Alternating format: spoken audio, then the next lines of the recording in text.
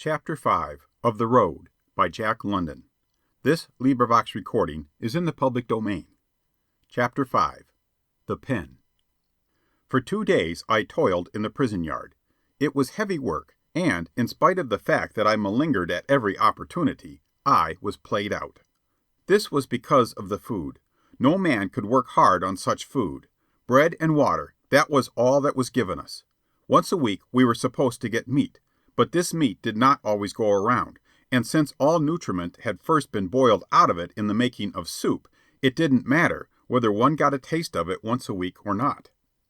Furthermore, there was one vital defect in the bread and water diet. While we got plenty of water, we did not get enough of the bread. A ration of bread was about the size of one's 2 fists, and 3 rations a day were given to each prisoner. There was one good thing I must say about the water. It was hot. In the morning it was called coffee, at noon it was dignified as soup, and at night it masqueraded as tea. But it was the same old water all the time.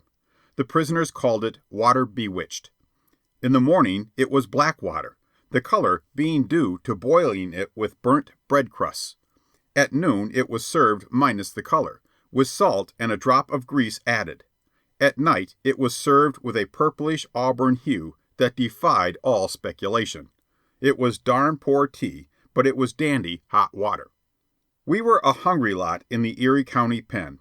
Only the long-timers knew what it was to have enough to eat. The reason for this was that they would have died after a time on the fare we short-timers received. I know that the long-timers got more substantial grub because there was a whole row of them on the ground floor in our hall, and when I was a trustee I used to steal from their grub while serving them. Man cannot live on bread alone, and not enough of it. My pal delivered the goods. After 2 days of work in the yard, I was taken out of my cell and made a trustee, a hall man. At morning and night we served the bread to the prisoners in their cells, but at 12 o'clock a different method was used. The convicts marched in from work in a long line. As they entered the door of our hall, they broke the lockstep and took their hands down from the shoulders of their line mates. Just inside the door were piled trays of bread, and here also stood the first hall man and 2 ordinary hall men. I was one of the 2. Our task was to hold the trays of bread as the line of convicts filed past. As soon as the tray, say that I was holding, was emptied, the other hall man took my place with a full tray. And when his was emptied, I took his place with a full tray. Thus the line tramped steadily by, each man reaching with his right hand and taking 1 ration of bread from the extended tray. The task of the first hall man was different. He used a club. He stood beside the tray and watched. The hungry wretches could never get over the delusion that sometime they could manage to get 2 rations of bread out of the tray. But in my experience that sometime never came. The club of the first hall man had a way of flashing out, quick as the stroke of a tiger's claw, to the hand that dared ambitiously. The first hall man was a good judge of distance, and he had smashed so many hands with that club that he had become infallible. He never missed, and he usually punished the offending convict by taking his 1 ration away from him and sending him to his cell to make his meal off the hot water. And at times, while all these men lay hungry in their cells, I have seen 100 or so extra rations of bread hidden away in the cells of the hall men. It would seem absurd, our retaining this bread, but it was one of our grafts. We were economic masters inside our hall, turning the trick in ways quite similar to the economic masters of civilization. We controlled the food supply of the population, and, just like our brother bandits outside, we made the people pay through the nose for it. We peddled the bread. Once a week the men who worked in the yard received a 5-cent plug of chewing tobacco. This chewing tobacco was the coin of the realm. 2 or 3 rations of bread for a plug was the way we exchanged, and they traded, not because they loved tobacco less, but because they loved bread more. Oh, I know, it was like taking candy from a baby, but what would you? We had to live, and certainly there should be some reward for initiative and enterprise. Besides, we but patterned ourselves after our betters outside the walls, who, on a larger scale, and under the respectable disguise of merchants, bankers, and captains of industry, did precisely what we were doing. What awful things would have happened to those poor wretches if it hadn't been for us, I can't imagine. Heaven knows we put bread into circulation in the Erie County Pen. Aye, and we encouraged frugality and thrift in the poor devils who forewent their tobacco. And then there was our example. In the breast of every convict there, we implanted the ambition to become even as we and run a graft. Saviors of society, I guess yes. Here was a hungry man without any tobacco. Maybe he was a profligate and had used it all up on himself. Very good. He had a pair of suspenders. I exchanged half a dozen rations of bread for it, or a dozen rations if the suspenders were very good. Now I never wore suspenders, but that didn't matter. Around the corner lodged a long-timer, doing 10 years for manslaughter. He wore suspenders, and he wanted a pair. I could trade them to him for some of his meat. Meat was what I wanted. Or perhaps he had a tattered paper-covered novel. That was treasure trove. I could read it and then trade it off to the bakers for cake, or to the cooks for meat and vegetables, or to the firemen for decent coffee, or to some one or other for the newspaper that occasionally filtered in, heaven alone knows how. The cooks, bakers, and fishermen were prisoners like myself, and they lodged in our hall in the first row of cells over us. In short, a full-grown system of barter obtained in the Erie County Pen. There was even money in circulation. This money was sometimes smuggled in by the short-timers, more frequently came from the barber shop graft, where the newcomers were mulcted, but most of all flowed from the cells of the long-timers, though how they got it I don't know. What of his preeminent position, the first hall man was reputed to be quite wealthy. In addition to his miscellaneous grafts, he grafted on us. We farmed the general wretchedness, and the first hall man was farmer general over all of us. We held his particular grafts by his permission, and we had to pay for that permission. As I say, he was reputed to be wealthy, but we never saw his money, and he lived in a cell all to himself in solitary grandeur. But that money was made in the pen I had direct evidence, for I was cellmate quite a time with the third hall man. He had over $16. He used to count his money every night after 9 o'clock, when we were locked in. Also, he used to tell me each night what he would do to me if I gave away on him to the other hall men. You see, he was afraid of being robbed, and danger threatened him from 3 different directions. There were the guards. A couple of them might jump upon him, give him a good beating for alleged insubordination, and throw him into the solitaire, the dungeon, and in the mix-up that $16 of his would take wings. Then again, the first hall man could have taken it all away from him by threatening to dismiss him and fire him back to hard labor in the prison yard. And yet again, there were the 10 of us who were ordinary hall men. If we got an inkling of his wealth, there was a large liability, some quiet day, of the whole bunch of us getting him into a corner and dragging him down. Oh, we were wolves, believe me, just like the fellows who do business in Wall Street. He had good reason to be afraid of us, and so had I to be afraid of him. He was a huge, illiterate brute, an ex-Chesapeake Bay oyster pirate, an ex-con who had done 5 years in Sing Sing, and a general all-around stupidly carnivorous beast. He used to trap sparrows that flew into our hall through the open bars. When he made a capture, he hurried away with it into his cell, where I have seen him crunching bones and spitting out feathers as he bolted it raw. Oh no, I never gave away on him to the other hall men. This is the first time I have mentioned his $16. But I grafted on him just the same. He was in love with a woman prisoner who was confined in the female department. He could neither read nor write, and I used to read her letters to him and write his replies. And I made him pay for it, too. But they were good letters. I laid myself out on them, put in my best licks, and furthermore, I won her for him. Though I shrewdly guess that she was in love not with him, but with the humble scribe. I repeat, those letters were great. Another one of our grafts was passing the punk. We were the celestial messengers, the fire-bringers in that iron world of bolt and bar. When the men came in from the work at night and were locked in their cells, they wanted to smoke. Then it was that we restored the divine spark, running the galleries from cell to cell with our smoldering punks. Those who were wise, or with whom we did business, had their punks all ready to light. Not everyone got divine sparks, however. The guy who refused to dig up went sparkless and smokeless to bed. But what did we care? We had the immortal cinch on him, and if he got fresh, 2 or 3 of us would pitch on him and give him what for. You see, this was the working theory of the hall men. There were 13 of us. We had something like half a thousand prisoners in our hall. We were supposed to do the work and to keep order. The latter was the function of the guards, which they turned over to us. It was up to us to keep order. If we didn't, we'd be fired back to hard labor, most probably with a taste of the dungeon thrown in. But so long as we maintained order, that long could we work our own particular grafts. Bear with me a moment and look at the problem. Here were 13 beasts of us over half a thousand other beasts. It was a living hell, that prison, and it was up to us 13 there to rule. It was impossible, considering the nature of the beasts, for us to rule by kindness. We ruled by fear. Of course, behind us, backing us up, were the guards.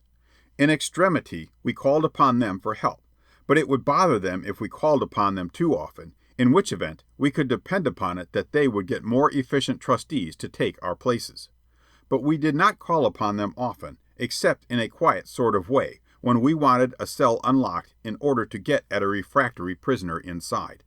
In such cases, all the guard did was to unlock the door and walk away so as not to be a witness of what happened when half a dozen hall men went inside and did a bit of manhandling. As regards the details of this manhandling, I shall say nothing.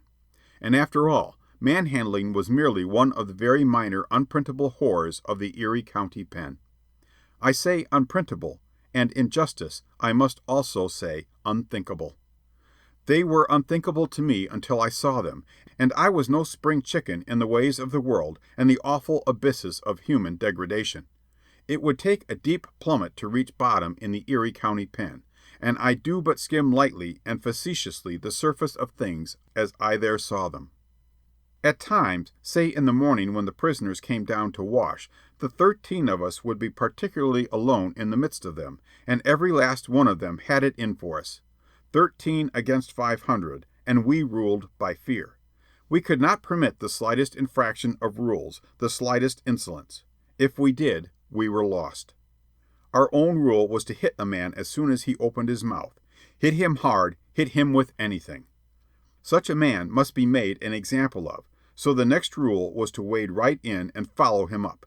Of course, one was sure that every hall man in sight would come on the run to join in the chastisement, for this was also a rule. Whenever any hall man was in trouble with a prisoner, the duty of any other hall man who happened to be around was to lend a fist. Never mind the merits of the case. Wade in and hit with anything. In short, lay the man out. I remember a handsome young mulatto of about 20 who got the insane idea into his head that he should stand for his rights. And he did have the right of it, too, but that didn't help him any. He lived on the topmost gallery. 8 hallmen took the conceit out of him in just about a minute and a half, for that was the length of time required to travel along his gallery to the end and down 5 flights of steel stairs. He traveled the whole distance on every portion of his anatomy except his feet, and the 8 hallmen were not idle. The mulatto struck the pavement where I was standing watching it all. He regained his feet and stood upright for a moment. In that moment he threw his arms wide apart and emitted an awful scream of terror and pain and heartbreak. At the same instant, as in a transformation scene, the shreds of his stout prison clothes fell from him, leaving him wholly naked and streaming blood from every portion of the surface of his body. Then he collapsed in a heap, unconscious. He had learned his lesson, and every convict within those walls who heard him scream had learned a lesson. So had I learned mine. It was not a nice thing to see a man's heart broken in a minute and a half. The following will illustrate how we drummed up business in the graft of passing the punk. A row of newcomers is installed in your cells. You pass along before the bars with your punk. "Hey, Bo, give us a light," someone calls to you. Now this is an advertisement that that particular man has tobacco on him. You pass in the punk and go your way. A little later you come back and lean up casually against the bars. "Say, Bo, can you let us have a little tobacco?" is what you say. If he is not wise to the game, the chances are that he solemnly avers that he hasn't any more tobacco. All very well. You condole with him and go on your way. But you know that his punk will last him only the rest of that day. Next day you come by, and he says again, "Hey, Bo, give us a light." And you say, "You haven't any tobacco, and you don't need a light." And you don't give him any either. Half an hour after, or an hour or 2 or 3 hours, you will be passing by, and the man will call out to you in mild tones, "Come here, Bo." And you come. You thrust your hand between the bars, and have it filled with precious tobacco. Then you give him a light. Sometimes, however, a newcomer arrives upon whom no grafts are to be worked. The mysterious word is passed along that he is to be treated decently. Where this word originated I could never learn. The one thing patent is that the man has a pull. It might be with one of the superior hall men, it might be with one of the guards in some other part of the prison, it might be that good treatment has been purchased from grafters higher up. But be it as it may, we know that it is up to us to treat him decently if we want to avoid trouble. We hall men were middlemen and common carriers. We arranged trades between convicts confined in different parts of the prison, and we put through the exchange. Also, we took our commissions coming and going. Sometimes the objects traded had to go through the hands of half a dozen middlemen, each of whom took his whack, or in some way or another was paid for his service. Sometimes one was in debt for services, and sometimes one had others in his debt. Thus I entered the prison in debt to the convict who smuggled in my things for me. A week or so afterward, one of the firemen passed a letter into my hand. It had been given to him by a barber. The barber had received it from the convict who had smuggled in my things. Because of my debt to him, I was to carry the letter on. But he had not written the letter. The original sender was a long-timer in his hall. The letter was for a woman prisoner in the female department. But whether it was intended for her, or whether she, in turn, was one of the chain of go-betweens, I did not know. All that I knew was her description, and that it was up to me to get it into her hands. 2 days passed, during which time I kept the letter in my possession. Then the opportunity came. The women did the mending of all the clothes worn by the convicts. A number of our hall men had to go to the female department to bring back huge bundles of clothes. I fixed it with the first hall man that I was to go along. Door after door was unlocked for us as we threaded our way across the prison to the women's quarters. We entered a large room where the women sat working at their mending. My eyes were peeled for the woman who had been described to me. I located her and worked near to her. 2 eagle-eyed matrons were on watch. I held the letter in my palm, and I looked my intention at the woman. She knew I had something for her, she must have been expecting it, and had set herself to divining, at the moment we entered, which of us was the messenger. But one of the matrons stood within 2 feet of her. Already the hallmen were picking up the bundles they were to carry away. The moment was passing. I delayed with my bundle, making believe that it was not tied securely. Would that matron ever look away, or was I to fail? And just then another woman cut up playfully with one of the hall men, stuck out her foot and tripped him, or pinched him, or did something or other. The matron looked that way and reprimanded the woman sharply. Now I do not know whether or not this was all planned to distract the matron's attention, but I did know that it was my opportunity. My particular woman's hand dropped from her lap down by her side. I stooped to pick up my bundle. From my stooping position I slipped the letter into her hand and received another in exchange. The next moment the bundle was on my shoulder. The matron's gaze had returned to me because I was the last hall man, and I was hastening to catch up with my companions. The letter I received from the woman I turned over to the fireman, and thence it passed through the hands of the barber, of the convict who had smuggled in my things, and on to the long-timer at the other end. Often we conveyed letters, the chain of communication of which was so complex that we knew neither sender nor sendee. We were but links in the chain. Somewhere, somehow, a convict would thrust a letter into my hand with the instruction to pass it on to the next link. All such acts were favors to be reciprocated later on, when I should be acting directly with a principal in transmitting letters, and from whom I should be receiving my pay. The whole prison was covered by a network of lines of communication. And we who were in control of the system of communication, naturally, since we were modeled after capitalistic society, exacted heavy tolls from our customers. It was service for profit with a vengeance, though we were at times not above giving service for love. And all the time I was in the pen, I was making myself solid with my pal. He had done much for me, and in return he expected me to do as much for him. When we got out, we were to travel together, and, it goes without saying, pull off jobs together. For my pal was a criminal. Oh, not a jewel of the first water, merely a petty criminal who would steal and rob, commit burglary, and, if cornered, not stop short of murder. Many a quiet hour we sat and talked together. He had 2 or 3 jobs in view for the immediate future, in which my work was cut out for me, and in which I joined in planning the details. I had been with and seen much of criminals, and my pal never dreamed that I was only fooling him, giving him a string 30 days long. He thought I was the real goods, liked me because I was not stupid, and liked me a bit, too, I think, for myself. Of course, I had not the slightest intention of joining him in a life of sordid, petty crime. But I'd have been an idiot to throw away all the good things his friendship made possible. When one is on the hot lava of hell, he cannot pick and choose his path, and so it was with me in the Erie County Pen. I had to stay in with the push, or do hard labor on bread and water. And to stay in with the push, I had to make good with my pal. Life was not monotonous in the pen. Every day something was happening. Men were having fits, going crazy, fighting, or the hall men were getting drunk. Rover Jack, one of the ordinary hall men, was our star Oryide. He was a true profesh and a blowed-in-the-glass stiff, and as such received all kinds of latitude from the hall men in authority. Pittsburgh Joe, who was second hall man, used to join Rover Jack in his jags, and it was a saying of the pair that the Erie County Pen was the only place where a man could get slopped and not be arrested.